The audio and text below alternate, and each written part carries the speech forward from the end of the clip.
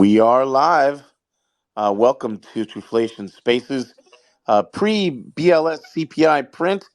We're excited to have some pretty great guests today, alongside our usual panel of Stefan Rust of Truflation CEO, our head of data, Ivan Yelich, and of course, our head of product, Oliver Roost.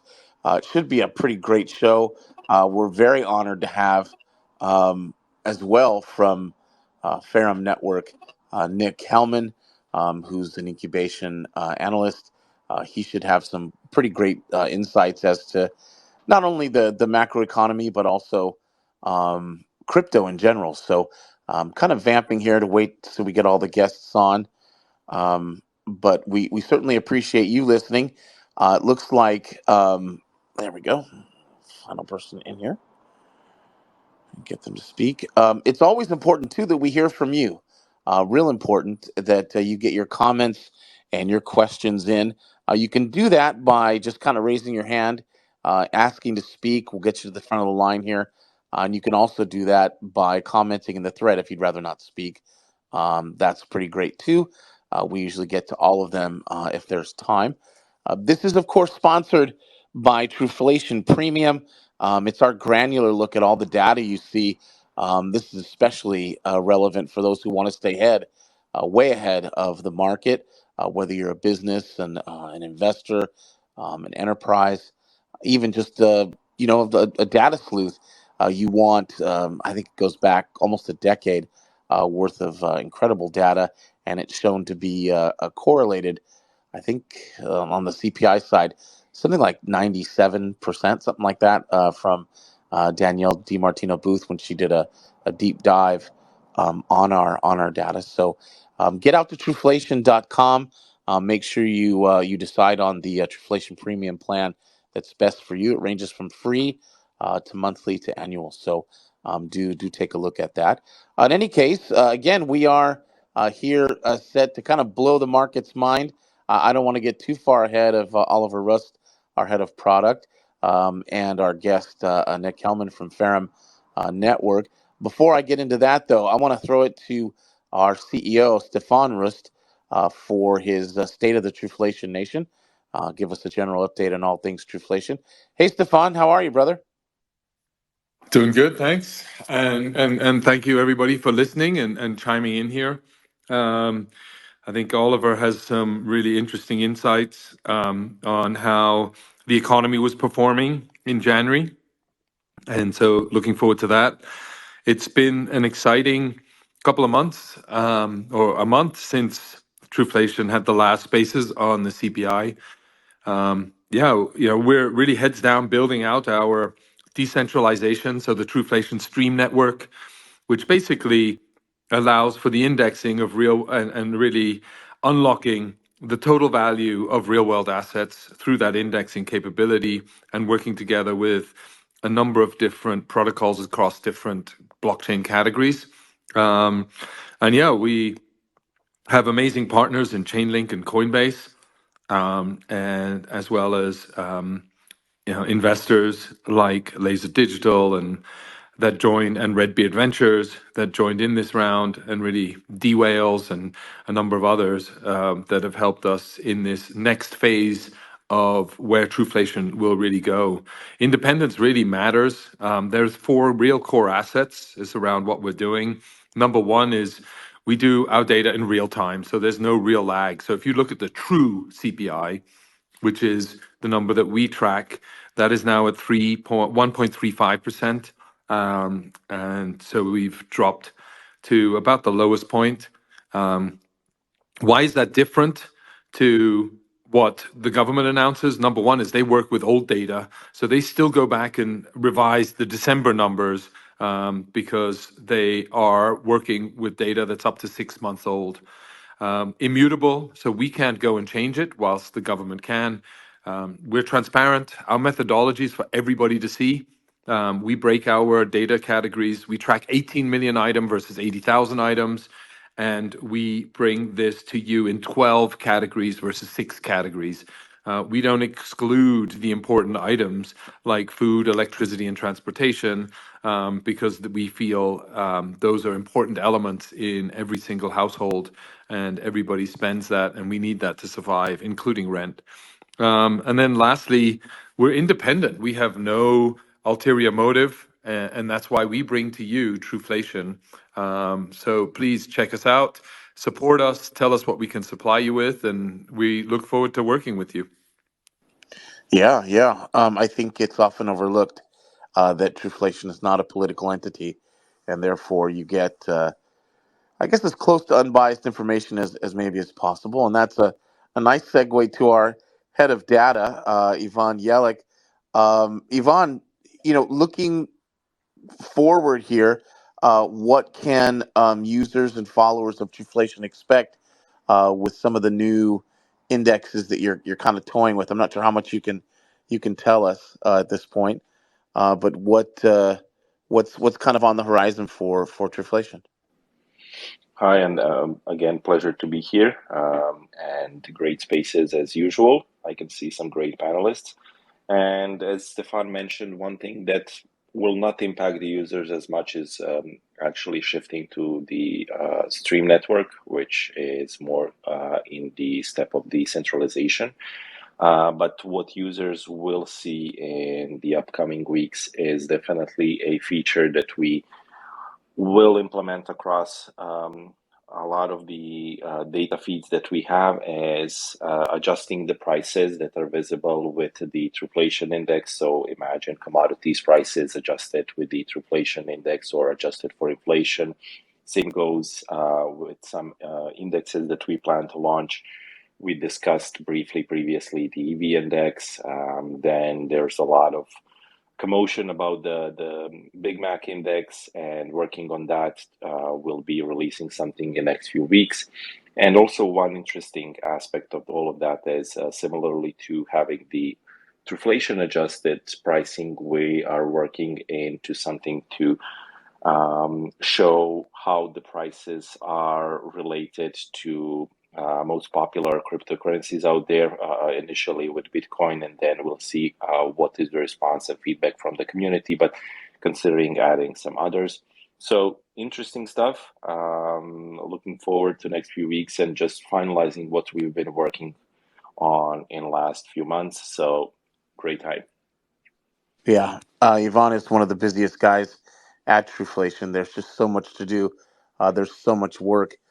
It is pretty impressive to watch he and the team knock all that stuff out and ship it. Um, Again, you are listening to Truflation Spaces pre BLS CPI. I guess announcement for tomorrow. We've got some pretty great guests. Our guest of honor this time around is Nick Hellmann from Ferrum Network. He is an incubation specialist, and he'll give us all the straight dope on crypto and markets therein. Before we get there, we do have kind of a major announcement. It looks like Truflation is set to make some pretty big news, and I know I've kind of kept you guys hanging for the last couple minutes. So we've got to bring in the man of the hour, and that, of course, is our head of product, Oliver Rust. He's an analyst that is sought by mainstream media, TradFi, DeFi podcasts. He is everywhere. And what his specialty is, as far as Truflation is concerned, is his monthly inflation analysis, which you can get by signing up with Truflation Premium. If you want a preview of what it says, we usually put it on the blog about now. You can get kind of a sneak peek, but it is a brick of a report. It's mathy, it's charty, it's all the things you love. But what's really nice about Truflation Spaces is that Oliver kind of goes through it with a fine tooth comb, gives you a chance to ask questions, and kind of gives you a sneak peek.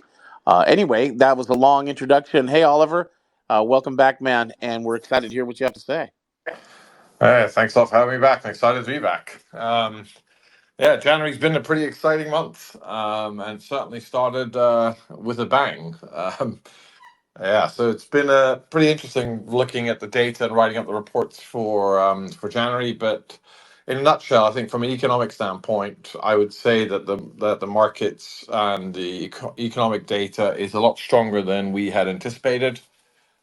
First of all, you look at the GDP growth in Q4, it defied market expectations, coming at 3.3% growth. You got retail sales accelerating for the third month in a row. We're now up at 5.4% year on year, again, beating market estimates. We are also seeing inventory levels uh, normalizing. They are not normal yet, but they are normalizing. The only exception there is auto. But the overall retail sales is accelerating. And the big question is, if you're seeing GDP growth stay so strong, you see retail sales growing rapidly. The question, of course, is how are consumers funding it? And we're continuing to see consumers fund it with household accumulating greater household debt, which is at the highest level it's ever been. And credit card debt is up 15% year on year, which means that since the last quarter the household debt information was released, it has grown by $50 billion.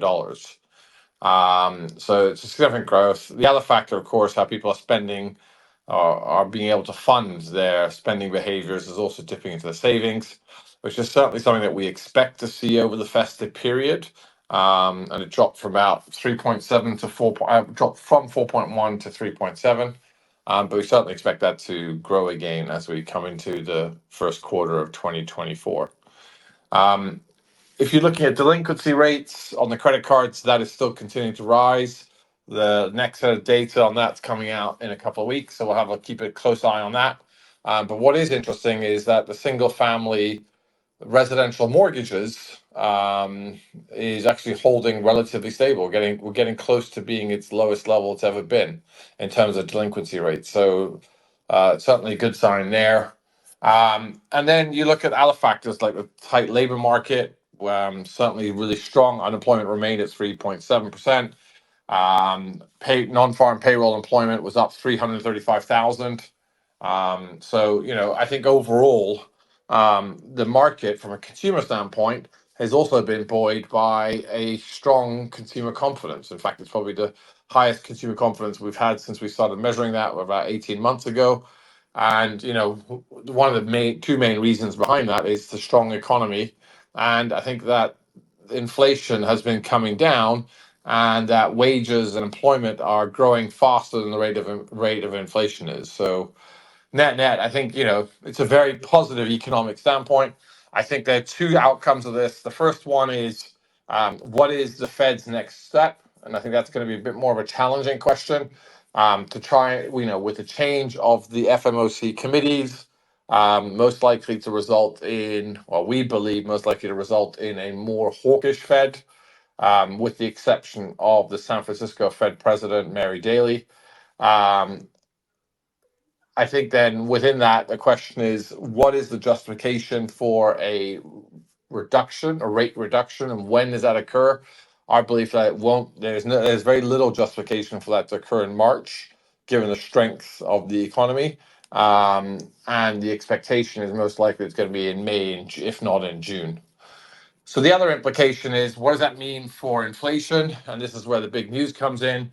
Given the strength of the economic growth, and also looking at the post holiday blues impact, we are expecting the inflation to drop quite significantly, the headline inflation to drop quite significantly.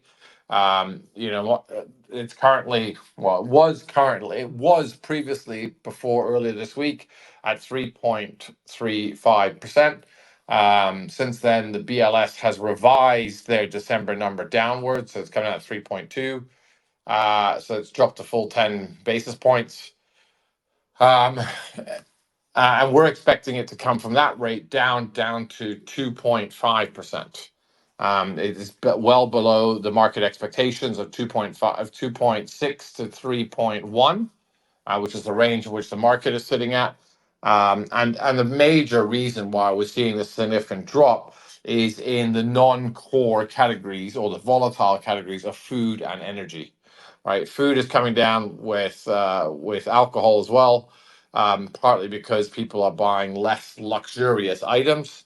And again, energy costs have come down partly because of the prices of petrol at the pump. And that has dropped another 1.5%, which is like the third successive drop we've had. Um, so then the other thing is what's driving, on the flip side, what's driving inflation upwards and some risks involved in here.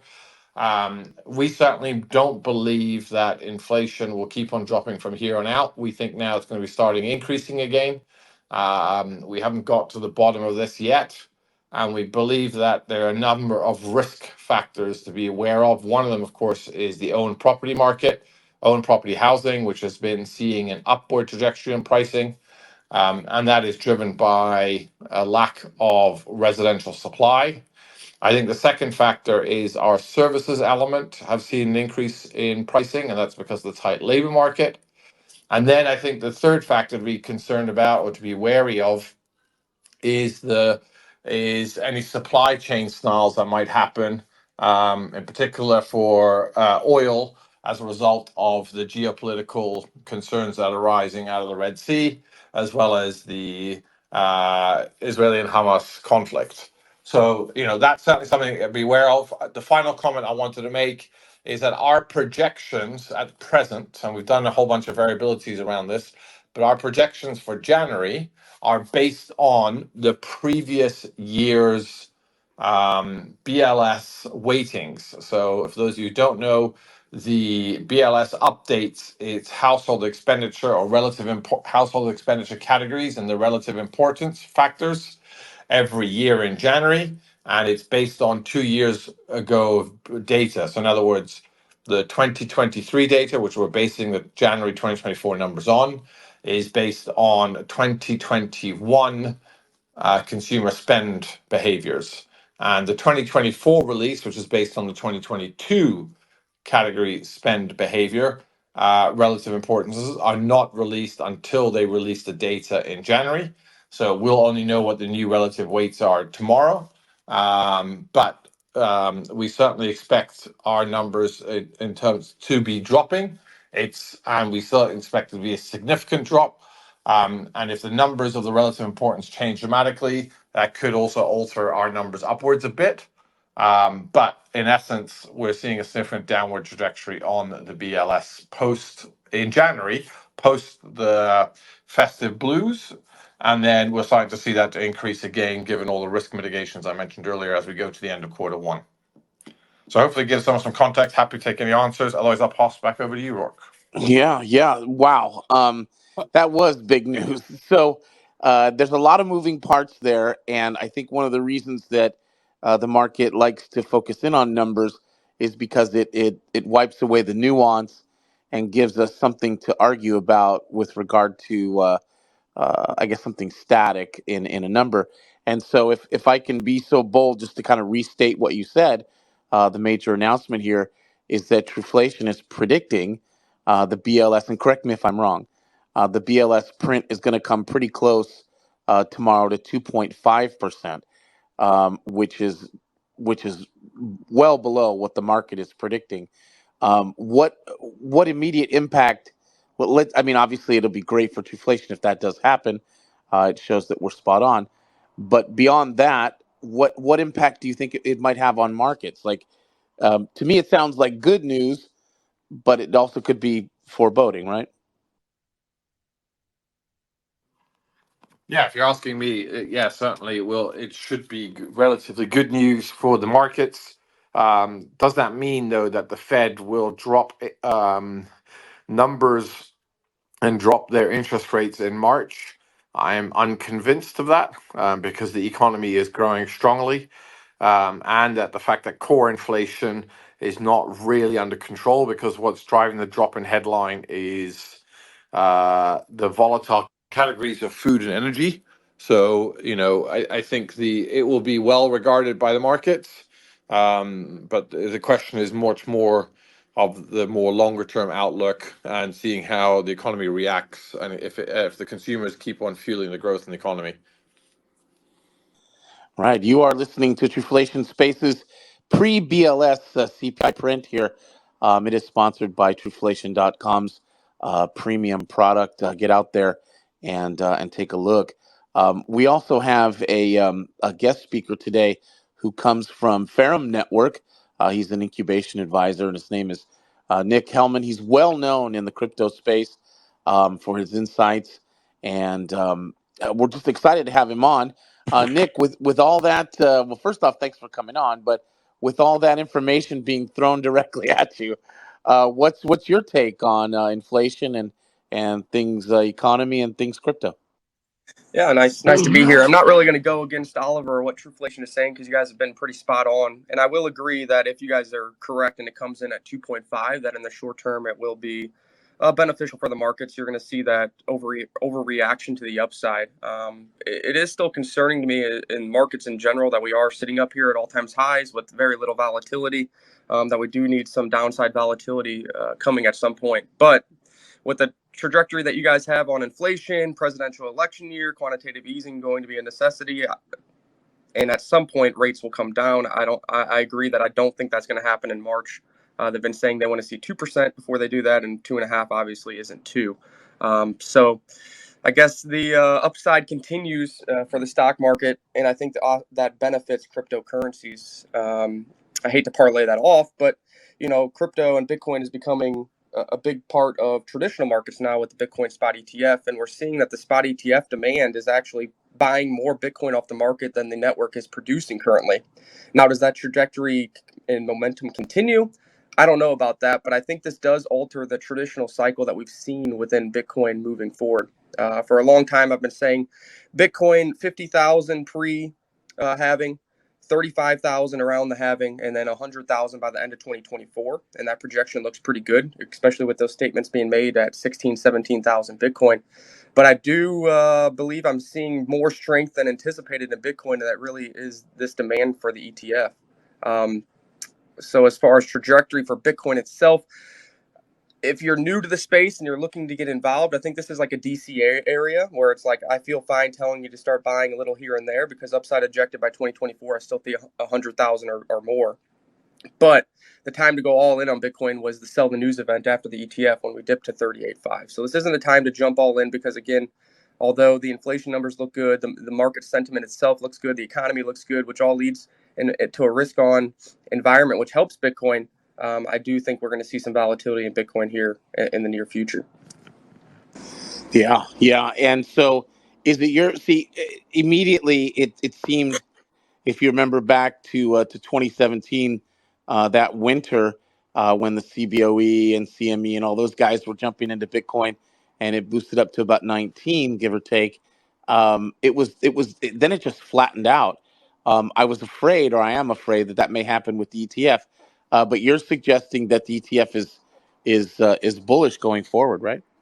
Yeah, I do believe so. This is a spot ETF. So back then, you're looking at futures, which trade mechanically differently, especially on a scarce asset like Bitcoin. With a spot ETF and them having to hold the underlying and they're buying off the open market, and it is a finite supply asset.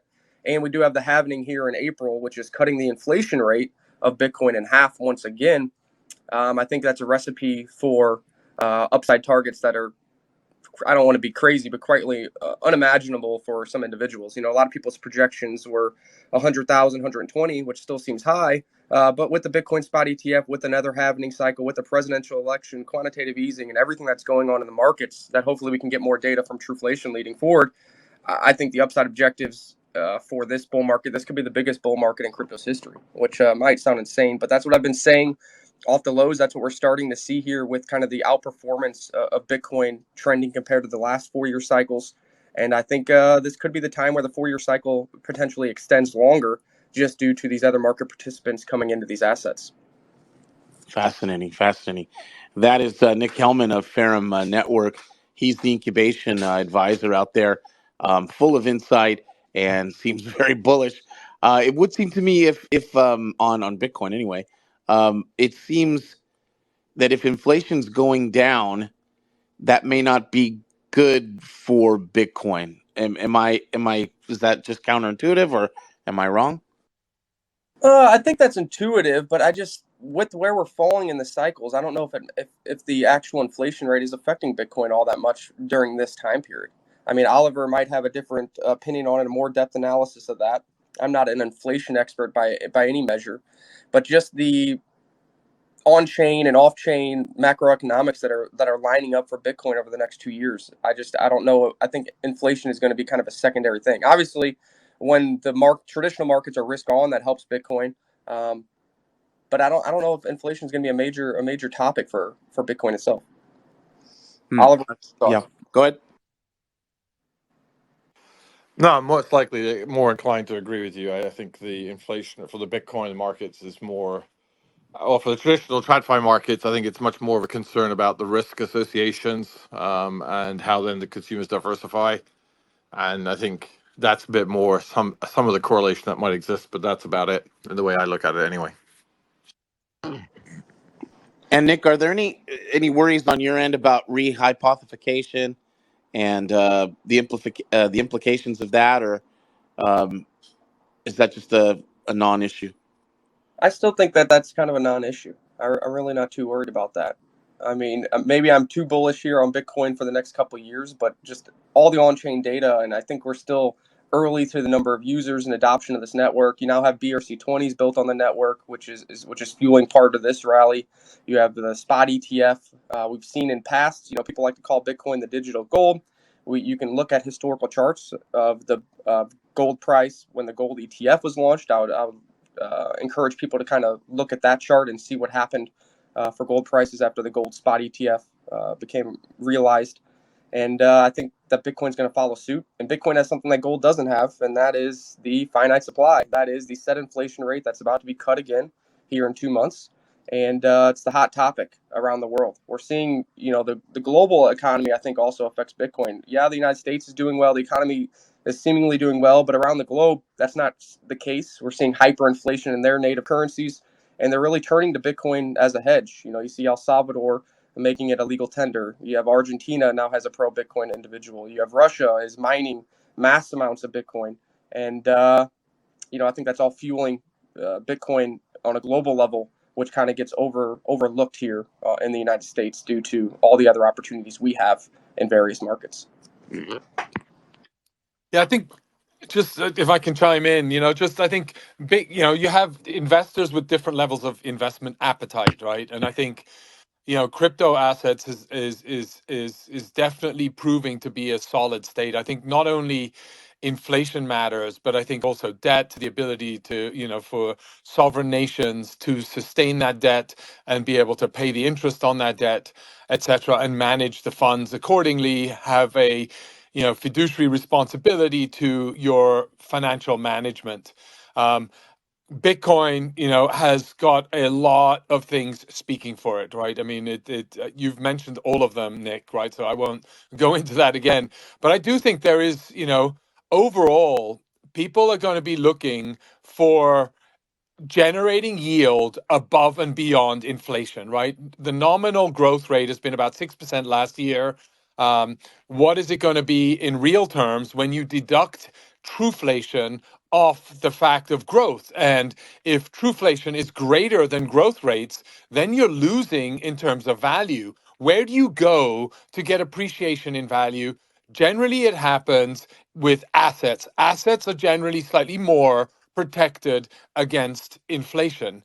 And so if inflation numbers are low, generally, where do people go and invest? What do they invest in? If I'm a high yield seeker, I'm going to definitely go into crypto. I may go into the Mag 7s versus buying tips. Right? Tips are inflation protected treasuries or bonds that have an inflation protection element inside the yield that they offer. And those are going to be heavily traded by more sort of safe investors, bigger institutions, pension funds, endowments, etc. And I think that's sort of where inflation has a bigger long-term economy when it taps into currently the $34 trillion worth of debt that needs to get refinanced.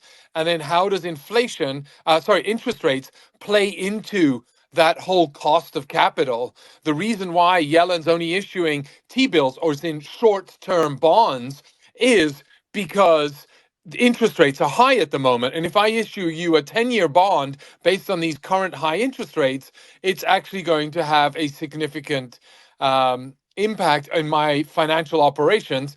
over the next 5 years. But there's a lot of money that is unlocked into money markets where they're earning money on these T bills. They're buying up large short term bonds, earning them 5% yield because to them, they view that as highly safe and highly liquid capital. You can borrow against a T bill at far greater utility rates than you can borrow today in the crypto markets. And so once crypto catches up with that kind of financial system, and in smart contracts without 27 middlemen and toll takers, the market is just going to reach phenomenal growth, and significant yields that are going to be generated in that market should they be allowed to go into that market.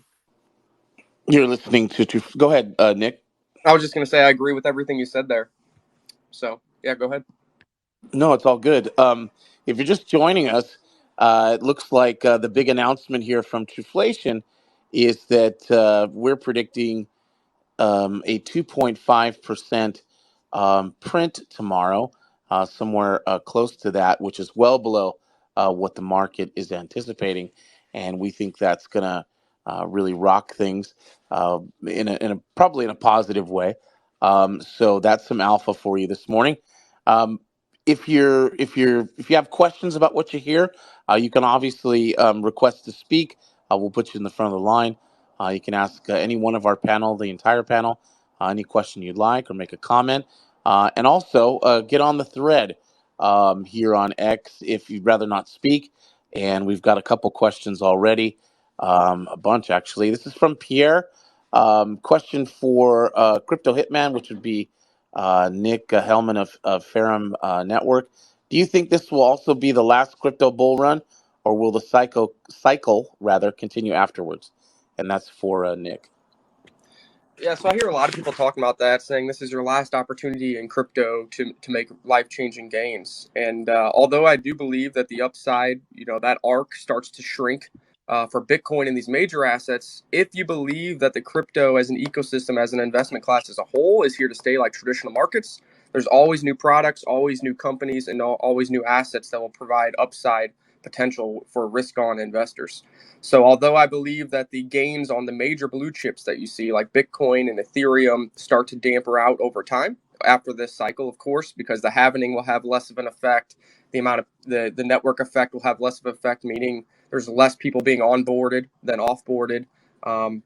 Then I agree with you. But as an investment class itself, I believe crypto assets, blockchain assets, the tokenization of real world assets is just now starting. So I think there's going to be plenty of opportunities cycle after cycle here for the foreseeable future, unless a new technology comes to the forefront or all crypto becomes banned, which I don't think is going to happen. I think there's plenty of upside for decades to come for crypto assets. And you're saying that this is something you've heard people say that this may be the last go round, huh? Well, it's a different type of class. Obviously, this is what a lot of the influencers, if you're new to the crypto space and you get on crypto Twitter and these people with the big numbers, they need hype videos. They're trying to grab your attention. They're saying this is your last real opportunity to make it with Bitcoin and crypto assets. So focus in the next 2 years. And although I do believe the next 2 years, you're going to make an immense amount of wealth and opportunity for yourself if you take it slow, learn about this ecosystem. I don't believe this is the last cycle. And I believe the crypto asset ecosystem is here to stay. And then the real gains will be on new products, new innovation in the space after this cycle. Bitcoin's upside potential after the cycle will be limited. You're not going to get rich off of Bitcoin after this cycle. You'll have to dive deeper into the crypto economy. Yeah, that's fascinating. Got some more questions here. This is from CryptoPath. Hate to go very political, but do you guys think that the major debt the USA has is a big issue for the current inflation? And do you reckon the USA is going to be able to solve the issue with the dollar current inflation, especially if the same president is reelected? Um, we are apolitical or non-political as a group, but yeah, that's an interesting question. Anybody want to take that one?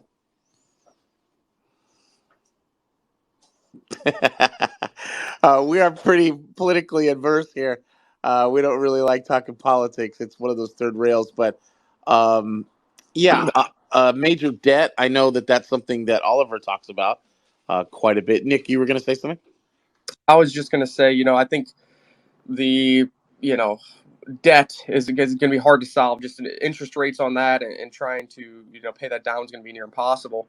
I do believe a new administration, whether it's either party versus the current administration, and the type of spending they're deciding to do, is a little over the top, and it is going to be hard to overcome. And that comes to the Ukraine spending, the military spending, the Israel spending. And I think a new administration will dial back some of those freebie handouts and focus more on America again and what's going on here and infrastructure and paying down that debt. But that's just a speculation, and I guess that's really just an opinion on what you think is money well spent. Personally, I think we're overspending outside of the country, and that's just increasing the amount of debt we have, spending hundreds of billions of dollars. But that's really all I can say on it. It's going to be hard for anybody to go in there and solve the 40 trillion debt that we have at the current interest rates as well. That's why I Yeah, believe go ahead. interest rates got to come down because they need them to come down because they can't even finance what's going on. Yeah, yeah, it is a mountain for sure, and um, it's hard to factor in politics these days, especially. But debt is a major issue, and it's going to be interesting to see how that plays out in the coming years. Sorry, Oliver, you're going to say? Yeah, I was just going to agree with Nick. Look, I think the big question is how do you service this debt, right? And the debt that's not only serviced in North America, it's serviced everywhere, right? In the U.S. and Canada and Europe, all the countries have got to figure out how they service the debt, and they got to start looking at what the implications are of spending, not only spending, but I think also, to be frank with everyone here on the call, at least my view is also the cost of running governments have been proliferating, and they're just constantly hiring new people. And I think, one needs to look at policies, one needs to look at expenditure buckets, and also the cost of managing everything. And, the number of committee meetings one has and the number of employees that one has and so forth, to start getting a bit more, um, getting more back to what really matters for the local economy and the local business. We've got some more questions here in the thread. Our CEO, Stefan Rust, he apologized. He had to drop off here, but we still have an all-star panel. And a big shout out, wasn't able to get to him in time. He also had to go, with Joseph Chantal of dvdt.cc. Hopefully he'll be back next time, but do check that out at dvdt.cc. Another question: do you guys use Truflation yourself for trading forex or crypto, or is there a trial period for the premium version? Um, yeah. Well, let me ask Nick. How would, or how do crypto traders, do you think, how might they factor in something like Truflation data in their calculations? So I think right now, obviously, it's not being used that much. I see your guys' posts. I try to factor that into my opinion. What's that going to react to the markets? Like this information today that you dropped about the 2.5, that has me being short-term bullish for the market. So I'm not really going to let go of any assets. But that's why I'm excited to work with Truflation, is because I want this product and this platform to be out there. I want it to become Web3 native. And I want to dive in deeper to see how I can utilize the data sets and the growing data sets that you guys provide to enhance the value I provide to the crypto ecosystem, to my community, and to my paid group as well. So as of now, I don't have an answer for that. I'm hoping in the near future you guys are launching kind of everything here at the end of February. And then, obviously I have the inside track to discuss with you guys and try to provide value on what kind of data sets I think we can use and benefit from. So there is going to be plenty of opportunity to use this. I'm more of a Web3 guy, so I haven't used it yet. Right now, what you guys have set up it definitely benefits more the TradeFi guys at the front, and I'm hoping to bring that value here in the future. Yeah, yeah. Got some more questions here as I'm kind of scrolling down the feed here. Comment to Crypto Hitman: fully agree with you that the USA should focus more on in-house issues. Appreciate it, guys, and keep up the great work. Also, another from Alpha Male. Also, is the financial crisis closer than most people might think, or is this completely out of the question? This is something we get in a roundabout way a lot. what, and this can go to anybody, Nick, or anybody who wants to sound off. Is there a financial crisis looming that we're not seeing? I'll let Oliver go in the details, but the thing is, you look at the data and you're like, man, with the credit card debts and the national debt and the dollar inflation, you think there would be a financial crisis. But right now, USD is still the global reserve currency of the world. And if, I think that kind of puts it up on the pedestal for a while, to where if that thing crashed, we would have a massive, massive financial crisis globally. Unfortunately, you see fiat in other countries that aren't the global reserve currency of the world, and their hyperinflation happens very rapidly. So I still think that reserve status kind of props up the US dollar for some time, but I am concerned on a personal level with the amount of credit card debt that people are accruing at 29% interest rates, and that can put you in a hole very rapidly. And on an individual basis, I think that many people are finding themselves in a crisis very soon. Yeah, no, I'd agree. I think the beyond your comments, Nick, I think from an economic standpoint, you look at the data. I don't know, about 18 months ago, and you just said, okay, when are we hitting recession, right? And then it became, I think we can avoid it and have a soft landing. You look at all the data out there right now, the economy looks like it's going gangbusters, right? GDP growth, retail sales up. Yes, you got some concerns, as Nick mentioned. Household debt is accumulating. Yes, credit card debt delinquency rates are increasing. They're nowhere near that. They are increasing, which is a concern, but they're not above the averages of where we saw in the 2000s. So that there's still some way to go to achieve those levels. But I think on average there is concern and risk in here, especially if the interest rates stay high for too long, right? And some people are predicting three hike drops of 25 basis points each, and there's a whole varied loads of predictions in between that.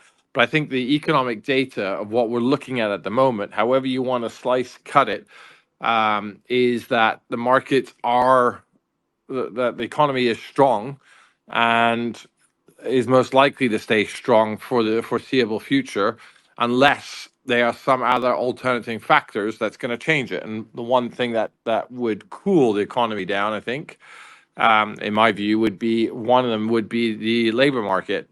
And you could argue, is the labor data that's being produced, is that as accurate as it possibly can be?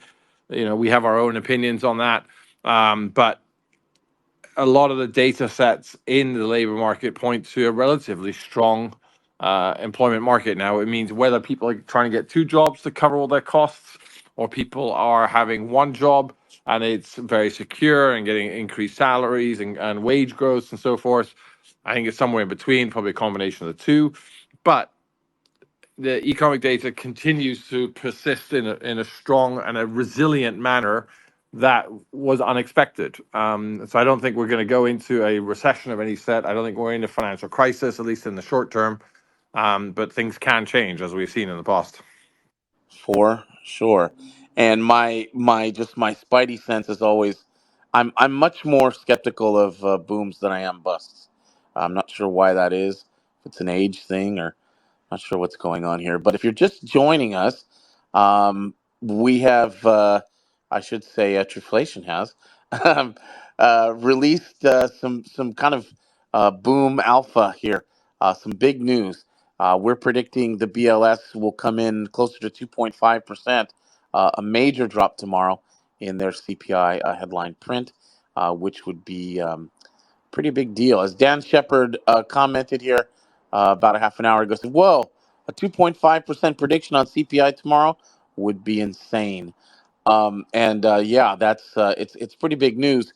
If you want the rationale for why Truflation believes that to be the case, based on the data that we collect, get out to Truflation.com and choose one of the Truflation Premium packages that's best for you, your business, your company, and you get free access, early access to these inflation reports, which are market moving and way ahead usually of where everybody else is. And I think the recent one that Oliver published now is about 16 pages, and it comes with an appendix, all sorts of great stuff. So again, get out to Truflation.com, hit up pricing, and see what works for you. Again, we want your questions, your comments, anything you want to chime in here. You got an all-star panel. We have Nick Hellmann of Ferrum Network. He's an incubation analyst. We've got our head of data, Ivan Yellick, and of course our head of product, Oliver Roost, all ready to answer your questions. We're in the final 15 minutes, so do get them in because the boys have to bounce. Everybody's got a heart out this morning. It's Monday, and we've got a lot of work to do. I wanted to ask Nick a little bit about your feeling. You and Oliver have kind of touched on it. RWAs, we just haven't said it really. But what's your general feeling on crypto and kind of the buzz around real world assets? Yeah, it's definitely a hot sector if you want to say it that way, and we'll see how it actually comes to realization. But Larry Fink says it, so it's going to become a reality. He's already looking at it. He's already interested in it. If you know who Larry Fink is, he's the guy over at BlackRock who's rapidly accumulating bigger AUM for this Bitcoin spot ETF and has interest in the cryptocurrency asset class and blockchain technology. And he's mentioned RWA and real world assets and them being tradable over here on Web3 several times. So I think that's going to be a big narrative for this cycle, and we'll see in which form and fashion it actually gets implemented and what kind of product suites, kind of become on the fringe of this RWA sector. Obviously, Truflation is poised to benefit off this greatly with the launch of their own Truth token here at the end of the month and the utility token for the ecosystem. And of course, being a data provider, an Oracle provider, and a product suite for these potential RWAs that begin to trade here within the blockchain, smart contract, and Web3 sectors. So I think it's going to be a very hot sector that everybody should keep an eye on. And it'll be interesting to see how it kind of unfolds here over the next 2, 3, 4, 5 years. Yeah, I think what's particularly seductive about it is the fact that you can kind of bridge the digital and the I guess the real world, right? It's in the name. It's fascinating. Real estate to commodities, it's just fascinating stuff. Well, I think why it's so important to get RWAs over here is just the transparency. Just we see how having non-lag data sets affects the ability to project outcomes for inflation that Truflation is doing. We'll see if you guys are right again. But that's going to help on all these other markets. So you're going to get more transparent reports on the availability, the supply, who's buying what, who owns what, what's the ownership route. All that information, if RWA in fact moves over to blockchain tech, is going to be available for the average user, and it's kind of knocking down the walls of this TradFi where you need tons of money to have all these data sets and you can't see what's going on exchange. We're already seeing that on dexes with crypto. You can see who's buying what at what time, exactly at what price. You don't get that in stocks. So moving RWA's real world assets over to this technology and this trading thesis is just amazing for transparency and data sets for people who like to dig into the data and try to formulate projections. Yeah, you're really good at answering questions I'm just about to ask.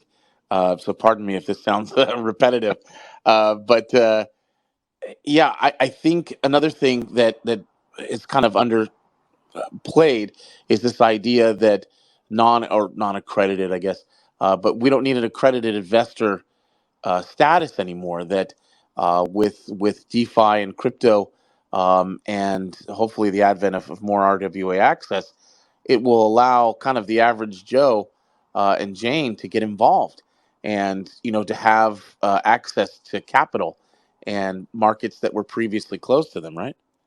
Yeah. So yeah, everything's not going to be gate kept on you anymore. I'm trying to figure out the nicest way to say this, but you've been kind of screwed over in TradFi. You got to either pay a financial advisor, or you get into an ETF, or you join a fund. You don't have individual access or all the information to make your own individual educated decisions. And we're already starting to see this with RWA. I don't really want to name the project because it's not their platform, but allowing individuals to get a stake of a glamping site in which you're able to invest in recreational real estate. In traditional methods, you would have to be a private equity firm. You're gonna have to be an accredited investor to even sniff that. And in these markets with RWAs moving over, you're gonna have a huge set of opportunities that the average, Dick and Jane just feasibly can't get involved with, or the government says you're too stupid to get involved with because you're not accredited. You don't make enough money. You're too dumb. You can't get in these investments. Well, that's all about the change over the next couple of years, and I hope you guys take full advantage of it. Yeah. It's an exciting time, for sure, to be in finance. You are listening to Truflation Spaces pre BLS CPI print, which happens tomorrow, 8:30 a.m. Eastern. We're as usual ahead of the game. We've got a pretty bold prediction out there now. It is in the ether. It's in the universe, as we like to say. We think it's going to come closer to 2.5%, which will for sure jolt markets and will cause, we believe, people to take even a deeper look at Truflation. One of the major topics that has been the last few years, that's gotten some traction with Fed Now and some other products and projects, rather, and I heard the Christine Lagarde talked a little bit more about it maybe a month ago, is the idea of central bank digital currency. We have a definite opinion at Truflation, and it's somewhat heterodox, but it's critical, of course. But I'm curious, Nick, as to what your take is on CBDCs, and what either the implications, whether you like them, dislike them, or kind of what you see in the cards for CBDCs in the near future. Yeah, that's an interesting topic, and I don't know how you guys feel about it, but personally, I think a CBDC is terrible. It would be terrible for the privacies and the freedoms that, at least here in the United States, you're supposed to have. It would give the government and banks access to literally track everything you do. They already kind of can. It's already a digital world.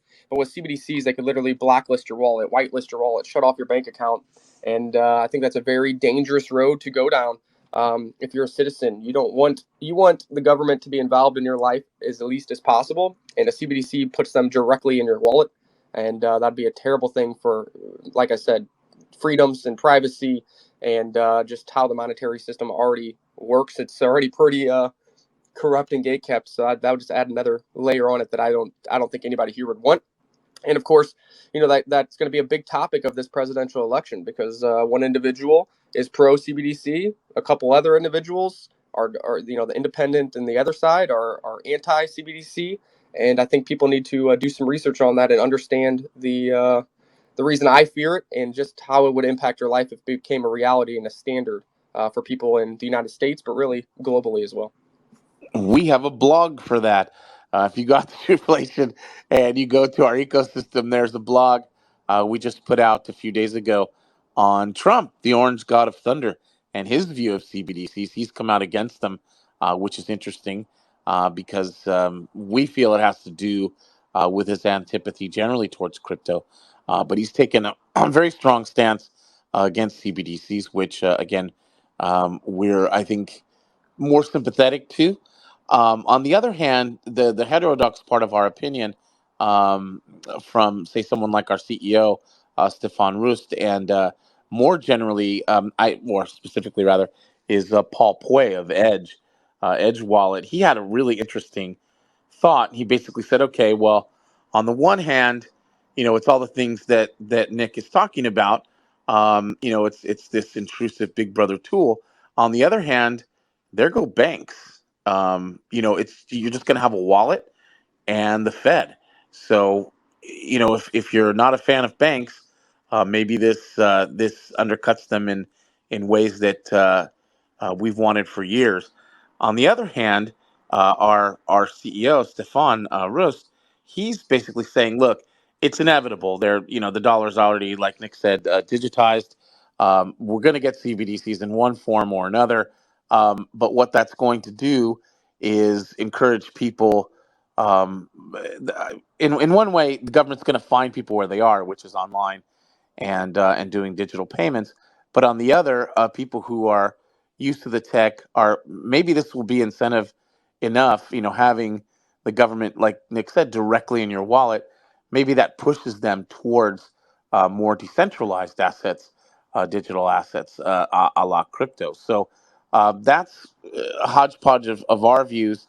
I think we're mostly against CBDCs, but we're also kind of resigned to their ultimate reality. And maybe there's a kind of a rainbow at the end of that storm. But yeah, those are some opinions that I hadn't heard uh, around the ecosystem, and I know Paul Puey is very respected part of the ecosystem. So, in any event, well, we've pretty much I think exhausted this spaces, and in the last 5 minutes here, I want to give Nick a chance to kind of tell us how to follow him, follow his work.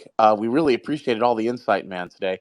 You put on a clinic, lots of good stuff. Where can we follow you and follow your work, Nick? Awesome. Thank you very much. Yeah, I mean, obviously you can just click on my little image there, my little NFT profile pic, and you can hit follow here on Twitter. This is where I put a lot of my public information.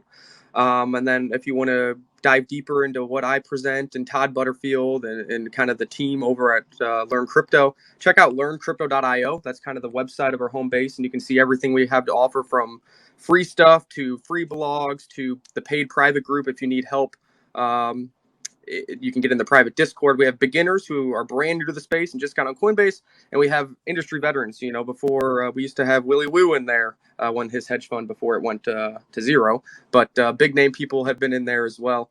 So yeah, learncrypto.io. See everything we have to offer. DMs are always open. No question is too silly. Obviously, you're going to see me popping up with Truflation a lot moving forward, just because again they are launching their Truth token here at the end of the month, and that's kind of where I've worked with them and how they've met them, kind of advising how they make this bridge and this great product over to the Web3 space and into the utility token Truth. And then also ferrumnetwork.io. I'm an advisor there, so we bring a lot of new projects and products to the crypto space. So you'll see me floating around if you join any of those groups. But if you're worried about me, hit follow on here. You'll see me kind of shill my learncrypto.io link. You'll see me give that information, and I hope it helps you guys find some success in both the traditional markets and the crypto markets, which are rapidly evolving and at a rapid pace. So I try to get through the weeds and try to give you some information that I think you can benefit from. Yeah, it's all really great stuff. Again, we really appreciate you, Nick, for coming out and answering all the questions. And wow, we galloped through a lot of different topics today. Thanks again to our panel, Yvonne Yellick of Truflation, head of data, and Oliver Rust, Truflation, head of product. If you haven't already, get out to truflation.com, click one of the premium pricing structures, and that way you get access to the inflation analysis that Oliver was talking about. You can see all the charts, the graphs, the narrative, and of course the prediction, which is a pretty big deal. And tomorrow we find out how accurate we are, and the implications of that. In the meantime, everybody, thanks so much for tuning in, and hopefully give us a follow and a like and a retweet or a rex. And take care, and we'll see you next time. Bye for now. Thank you. Bye.